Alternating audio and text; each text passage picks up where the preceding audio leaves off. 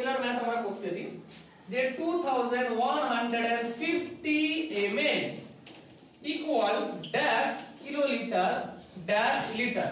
কি করব আমরা? আগে বলো কটা সংখ্যা চাপবো? তিনটে। কেন তিনটে সংখ্যা চাপবো? 1 এর পেছনে তিনটে জিরো আছে। দেখো 1000 ml ইকুয়াল 1 কিলোলিটার, তাহলে 1 এর পেছনে কটা জিরো? তিনটে। তিনটে, তাহলে কটা সংখ্যা আমরা চাপবো? তিনটে। দেখো আমরা যখন তিনটে সংখ্যা চাপলাম কি দেখতে পাচ্ছি? 2 2। তাহলে এখানে কত কিলোলিটার? 2 কিলোলিটার। আর কত ml? 150 ml। Very good.